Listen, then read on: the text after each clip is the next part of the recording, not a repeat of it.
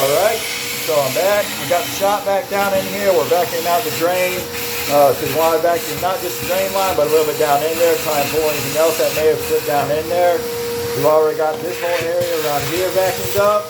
We got the surrounding area vacuumed up that the new toilet's going to be sitting on. So we got a nice clean workspace again to put this new flange together and resheet this toilet. So now we just kind of got this sitting down in there doing a test fit to see if there's anything else we might need to do. Part of the problem is the flange wasn't sitting properly flush in the first place because we got a little bit of stuff over here that this flange is laying on and a little bit of stuff right here that this flange is laying on. So what we're going to do, we're going to kind of take our chisels and kind of just chisel out around here and around here, so that way this flange can sit completely flat on top of the cement and everything else. So that way it's got a nice flat flange, and that way the flange is going to sit properly. We'll be able to screw it down, we'll be able to glue it down, and it's going to be flush with the floor like it's supposed to be, so that way the toilet's not going to rock and potentially break the flange again in the future, potentially break the flange in the future. So with the test fit, we're going to take our pencil, we're going to kind of draw a line, trace a line around the flange like this, so that way we can see all the areas that we might need to chisel away if needed, so we can figure out what we need to do to make this flange sit properly. So as you can see, there's your markings. So that's good fit. The markings are right here, so that's got to come out. We got a marking right here, so that's got to come out. Small little marking right here, so that's got to come out. We got some markings over here that we're going to need to cut these little areas out right here so this flange can sit properly down there on the ground. So we're going to go back to plugging up our flange like this with, the towels or whatever it is you used to plug it up last time. Then we're going to take our chisel or our hammer. We got our hammer right here. We've got our chisels here still, and we also still got the 5-in-1, all of which can be used to kind of break away this little bit of sediment right here that we need to cut free. Alright, so here's our chisel we're going to use. Now, I don't want to use my good chisels because doing stuff like this will dull your tip. So I recommend if you have a spare chisel laying around that's kind of disused or old or rusted, kind of like this one, and the tip's already worn on it, use this, because all you got to do is just break up this little bit of sediment right here. It's usually just thin set or grout, so it's not going to be very hard to break up.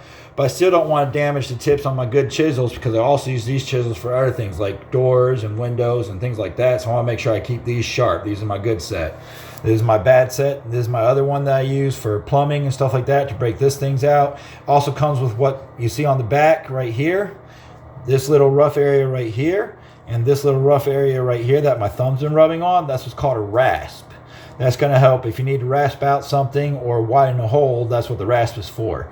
And it's got a little bit of a cutting edge right here too, if you need to rasp some stuff on the side or whatever it might be, and a flat edge right here. And then it's got a kind of a dull semi-sharp tip right here, which is what I use for concrete and stuff like that. So if we do need to ever open holes or anything like that, then a chisel like this where it's a combo with a rasp and a chisel comes in very handy, unless you got a file set. All right, now what we're going to do, just going to kind of take our chisel right here. We've got our thing plugged up, so if anything goes down there, we'll be able to break it up. We're going to put our chisel along the lines we made, just kind of give it a few taps. Break away that sediment like this. As you can see, the sediment's breaking away. We're going to kind of do this all the way around, so that way we got a way to put the new flange down good and flat, so it doesn't set at an angle or cause the toilet to set at an angle or something like that. And again, you just want to go on your lines. What I'm cutting around is all the lines we have marked, just kind of making it a little more even of a surface, if you will. Just little bits at a time. You don't need to do a whole bunch at a time, just little bits at a time. As you can see, we're still not touching any of the tile.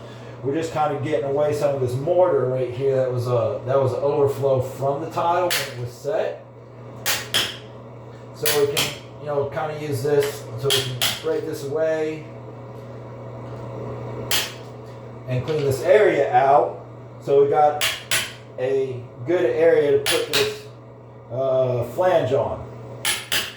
Alright, so that should be it. That should be everything. Now we've got all of our lines right here, which are now making a good circle all the way around. So anywhere this flange is sitting, it's going to have a nice flat spot to sit on. So that way it can sit down, we can screw it in and keep the toilet flat. So we're gonna take the shop vac again, vacuum all this stuff up, pull this out, vacuum down in through the drain again, so that way we don't have any debris down in the drain. All right, so now we've got our work area clear. We're going to do our test fit again, put the flange down, and as you can see, that flange is now sitting flat like it's supposed to. If I put my level on top of it, you can see the flange itself for the most part is level. It's okay to have a little bit of variation because it's not much, it's about a 1/16 of an inch. But that tells you that you got a nice flat flange sitting down here in the groove. So all we got to do now is glue this into the inside, and then we're going to spin this like this and set it wherever it is we need to set it. So that way we can go ahead and put the toilet bolts down and screw this in and set the toilet, and then call it a day. You'll have it repaired. And then we're going to put the seal back on. I use OD rubber and foam seals, which are what these are. I like them a lot better than your traditional wax seal, which is what this is. That's your traditional wax seal. Reason being, because you don't got to worry about the mess, and they sit down properly like they're supposed to. You can get these OD Fluid Master seals. Fluid Master makes them too, but you can get these blue seals from practically any Lowe's or Home Depot, anywhere from 10 to 12 bucks. It'll save you a headache in the long run, because every time you pull a toilet, if there's a wax seal, you got to go down with another wax seal, then there's a mess and all this other stuff. These don't require that. So that's why we use these in all of our toilet installs that we do here at Pursuit Enterprises, because it helps save the mess, helps save you time, and you don't got to replace the seal every time the toilet needs to get pulled. All right, so here we've got our OD PVC and CPVC purple primer and our weld-on PVC glue. They also make, OD makes a brand that can do CPVC, PVC, and ABS. You can use that as well, but when it comes to straight PVC, I generally use weld-on because it has a better hold strength and a higher tension strength than some of the other brands out there. And the purple primer is needed because that's what code requires. Anytime you put together PVC with glue, you always have to prime it with a primer and then weld it together with a solvent weld or a glue or something like that. So that's what we're going to be using these for. Now, the purple primer is going to help clean. Comes in a bucket with its own little adhesion, with its own little application handle. You want to make sure you get it out there. This has got to go all the way inside. Anywhere you're going to be gluing, you want to make sure you put it all the way inside, all the way up, all the way down to where that glue is going to come in contact. And then not only is this going to clean that pipe further, but it's also going to provide some kind of tackiness. So that way it gives a better bond with the glue when we're ready to put the glue in there. It takes about 5-10 minutes for this stuff to dry properly. So we're going to wait about 5-10 minutes before we put the glue on. And once we put the glue on, we're going to go ahead and set everything. Now, when it comes to this, you not only have to weld it inside the pipe, but you also have to put it on the side of the flange right here too. So we'll do that here in a second, and I'll show you what I'm talking about. All right, since the inside is what we're going to be gluing together, here we go. I don't want to spill that stuff all over the floor because it can stain. We got our purple primer all over the inside of this. So now once all this purple primer and stuff dries, you're going to be ready to set this in there with the actual weld-on glue. Glue this in place, and then drop some set screws in it.